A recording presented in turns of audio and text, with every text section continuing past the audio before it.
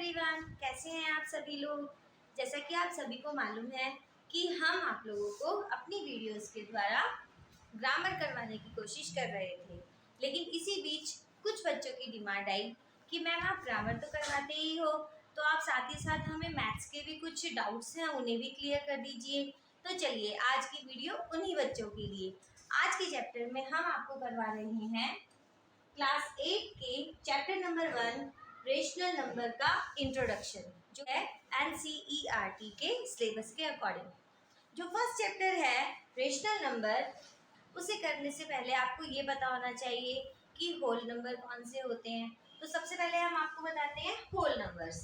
तो देखिए, whole number जो अपने होते हैं उनकी स्टार्टिंग होती है 0 से। 0, 1, 2, 3 एक्सेट्रा। इसके अलावा अपने आते हैं second natural number. Natural number जो होते हैं,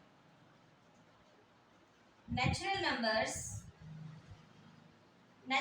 स्टार्ट होते हैं 1, 2, 3, 4, 5 एक्सेट्रा। इस तरीके से हम होल नंबर्स और नेचुरल नंबर को अच्छे से पहचान सकते हैं। अब जहां तक बात आती है इंटीजर्स के बारे में, नेक्स्ट अपना होता है इंटीजर्स। अब आपको मालूम होना चाहिए कि इंटीजर क्या होता है। तो इंटीजर जो होते हैं वो पॉजिटिव नंबर भी हो सकते हैं, नेगेटिव नंबर भी हो सकते हैं, एज वेल एज जीरो भी हो सकता है। तो इंटीजर में हम लोग लिखते हैं पॉजिटिव नंबर्स। पॉजिटिव नंबर्स कैसे होते हैं? जो अपने 1, 2, 3, 4, 40, 60 ये सब हमारे पॉजिटिव नंबर है। इसके अलावा इंटीजर्स में हमारे पास आते हैं negative numbers.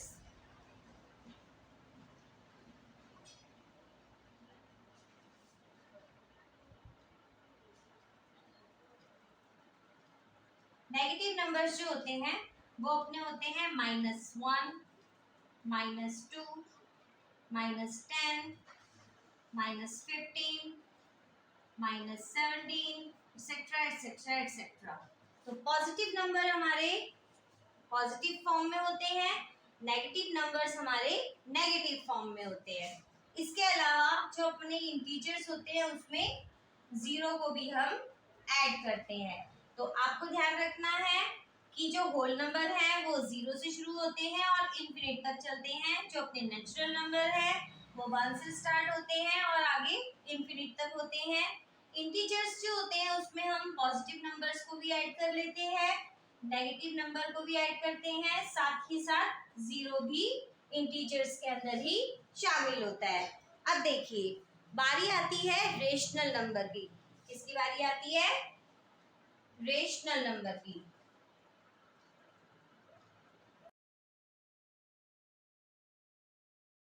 Rational number, what is rational number? Rational number is any number which define p by q। तो अब आप बोलेंगे ये तो फ्रैक्शन हो गया। Any number which define as p by q। जैसे मान लीजिए p की वैल्यू हम रखते हैं 2 एंड q की वैल्यू हमने रख दी 5, तो ये एक रेशनल नंबर है। तो आप बोलोगे कि ना इट इज अ फ्रैक्शन। तो yes, it is a fraction, but it is also a rational number।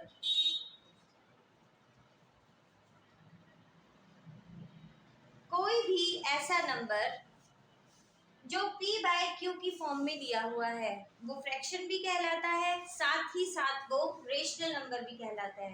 अब मान लीजिए हम आपको एक नंबर देते हैं 6, तो tell me 6 is a rational number or not? Yes, it is also a rational number. How? Let me finish. देखिए, 6 अगर अकेला है, अब हम इसके नीचे 1 लगा देते हैं, तो ये एक रेशनल नंबर बन गया। रेशनल नंबर बन गया क्योंकि अब ये अपना p by क्यू की फॉर्म में है। अब ये p बाय क्यू की फॉर्म में आते ही किस में कन्वर्ट हो गया, फ्रैक्शन में as well as rational number में। तो हम ये कह सकते हैं कि कोई सी भी डिजिट अगर वो सिंपल सिंगुलर फॉर्म में भी दी हुई है तो भी वो रेशनल नंबर है, क्योंकि हम अपनी तरफ से नीचे 1 लगा सकते हैं और जब हम इसको सॉल्व करते हैं तो अपने पास वही डिजिट निकल के आ जाती है जो अपनी क्वेश्चन में होती है। समझ में आया रेशनल नंबर किसे कहा जा सकता है? देखिए अपने पास है p बाय क्यू में पॉजिटिव फॉर्म में 6/4, तो ये एक क्या है, ये एक फ्रैक्शन है। फ्रैक्शन के साथ साथ आप बोलेंगे कि ना it is a fraction, yes it is a fraction, but it is also a rational number।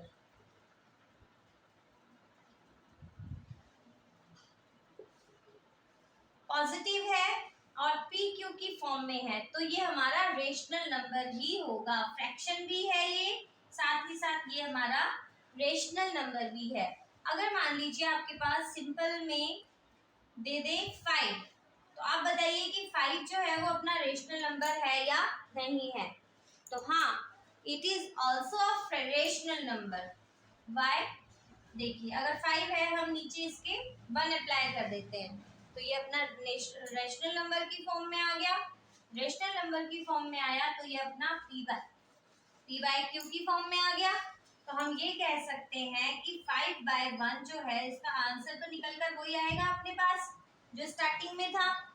तो एनी सिंपल डिजिट अगर सिंगुलर नंबर भी हमारे पास है तो it is also a rational number. तो rational number is a positive number as well as rational number also a negative number if we have minus p by q।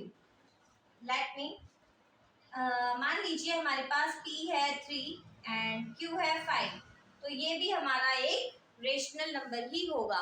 तो rational number positive भी हो सकता है, rational number negative भी हो सकता है। समझ में आया? अगर मान लो हमारे पास -2 दिया हुआ है तो yes it is also a rational number. By if we write 1 below the 2 then answer is 2। तो ये हम कह सकते हैं कि जो रेशनल नंबर होता है वो नेगेटिव भी होता है और पॉजिटिव भी होता है। लेकिन अगर p की वैल्यू हमें नेगेटिव में दे दी तो हम उसे रेशनल नंबर बोल सकते हैं। लेकिन आपको एक बात क्या ध्यान में रखनी है, q की वैल्यू अगर हमारे पास 0 दी हुई है तो वो हमारा रेशनल नंबर नहीं हो सकता। मान लीजिए हमारे पास p बाय क्यू में p की वैल्यू 5 दी हुई है और q की वैल्यू 0 दी हुई है, तो no it is not a rational number.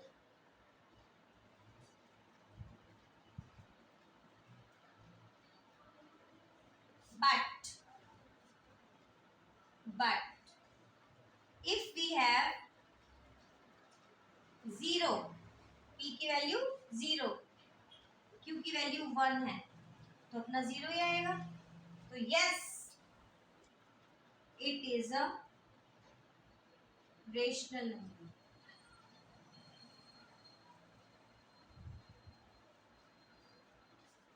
समझ में आया आपको?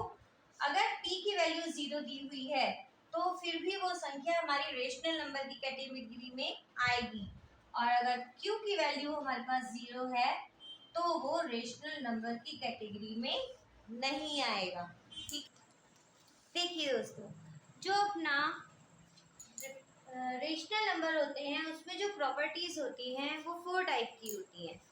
फर्स्ट है क्यूमुलेटिव प्रॉपर्टी, सेकंड है क्लोजर प्रॉपर्टी, थर्ड है associative property and fourth one is distributive property. सबसे पहले आपको पता होना चाहिए क्यूमुलेटिव प्रॉपर्टी क्या होती है। क्यूमुलेटिव प्रॉपर्टी में क्या होता है, अपने पास जैसा कि आप सभी जानते हैं a plus B equals to B plus A.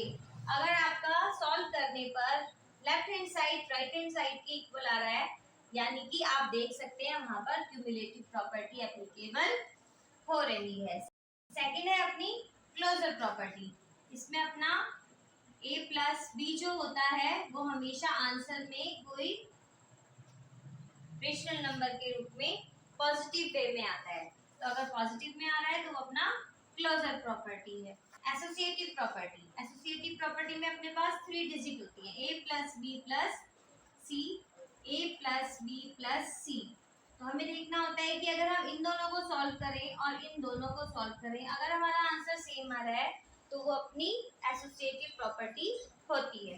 Next और फोर्थ अपनी लास्ट प्रॉपर्टी जो है वो है डिस्ट्रीब्यूटिव प्रॉपर्टी।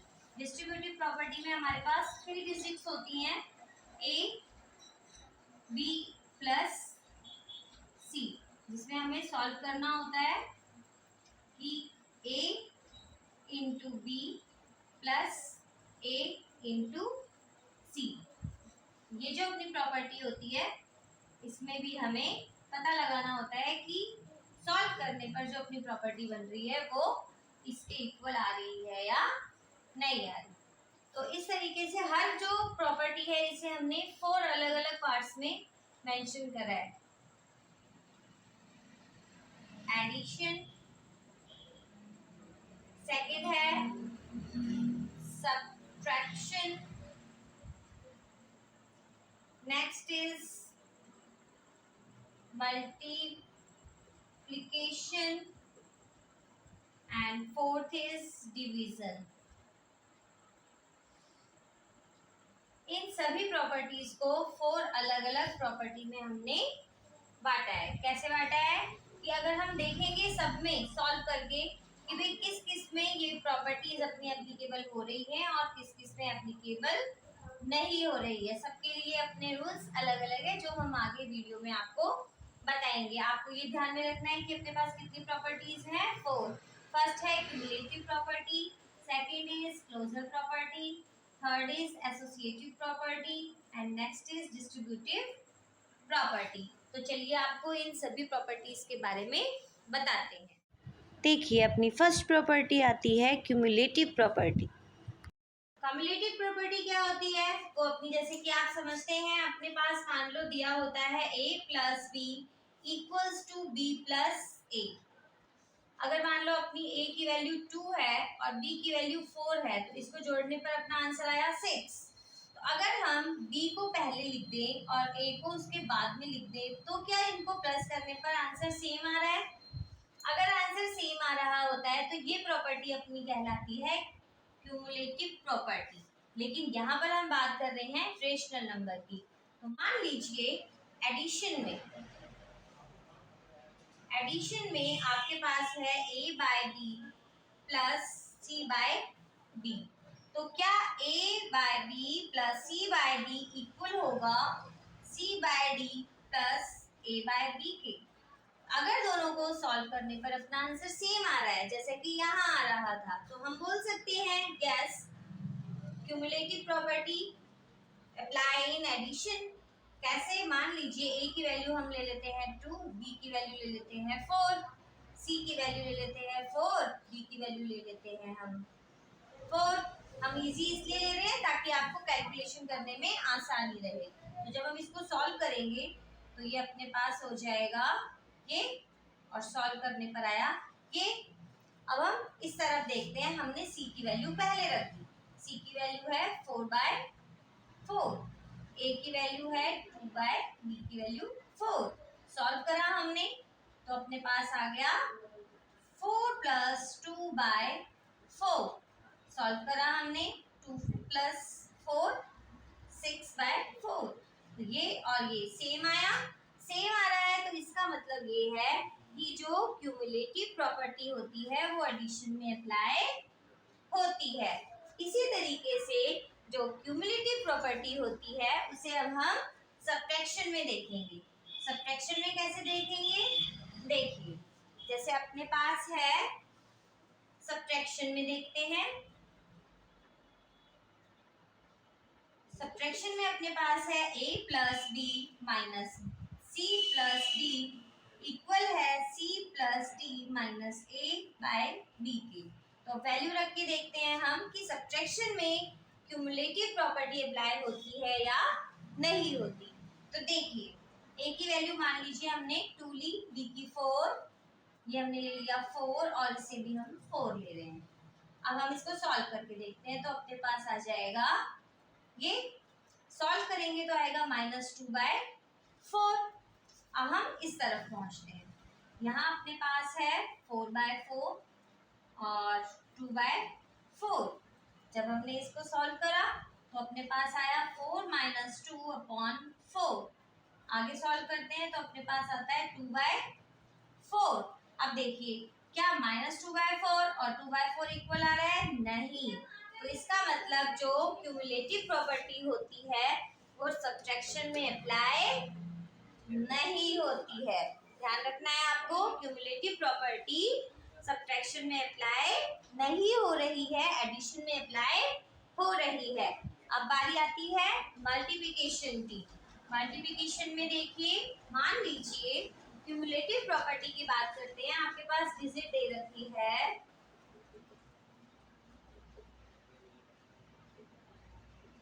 मल्टीप्लिकेशन में, आपके पास है a/b मल्टीप्लाई c/d और क्या ये इक्वल है c/d मल्टीप्लाई a/b के।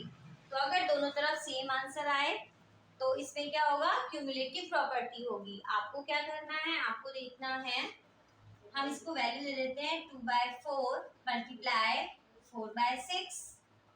ओके, इधर हम दे देते हैं 4 की CD की वैल्यू पहले लिखी, मल्टीप्लाई a/b की वैल्यू बाद में लिखते हैं। 2 4 जा 8, 6 4 जा 24, 2 4 जा 8, 6 4 जा 24। दोनों साइड सेम आंसर आया। तो इसका मतलब जो क्यूमुलेटिव प्रॉपर्टी होती है वो मल्टीप्लिकेशन में अप्लाई होती है। अब बारी आती है नेक्स्ट डिवीजन की। डिवीजन में हम क्या करते हैं? देखिए, डिवीजन,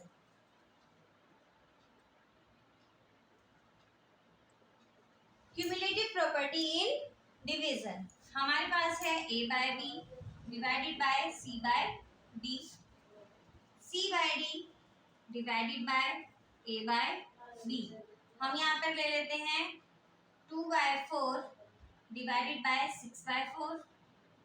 इधर हमने ले लिया 6/4 डिवाइडेड बाय 2/4। इसे हम जब डिवाइड करेंगे तो ये अपना ये हो जाएगा 4 2 जा 8, 6 4 जा 24, 6/4 मल्टीप्लाई 4/2, 6 4 जा 24 एंड 2 4 जा 8। अब देखिए, डिजिट तो आई, लेकिन यहाँ पर जो न्यूमिनेटर था वो यहाँ डिनोमिनेटर बन गया, यहाँ जो डिनोमिनेटर है वो यहाँ न्यूमिनेटर बन गया। इसका मतलब क्या हुआ कि जो क्यूमुलेटिव प्रॉपर्टी होती है वो डिवीजन में भी अप्लाई नहीं होती।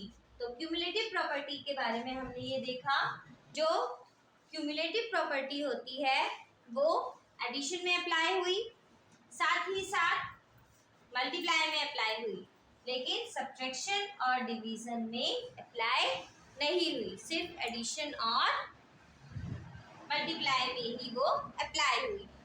होप आपको जो मैम ने समझाया वो आपको अच्छे से समझ आया होगा।